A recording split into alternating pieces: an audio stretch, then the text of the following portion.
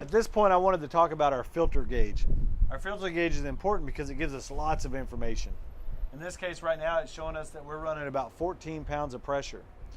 This gauge will change as our speed goes up or down on our variable speed pump. The outside bezel of this filter gauge also turns.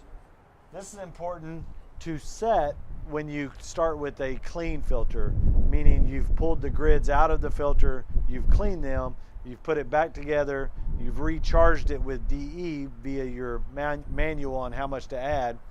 Once you have that set, it's always a good idea to set the clean arrow at the pressure that is on the gauge. This will give you a reminder when the pressure gets to a dirty point to clean the filter. However, it's not uncommon for this thing to get nudged, moved around, so it's not a 100% answer at all times, but it's usually a good indication.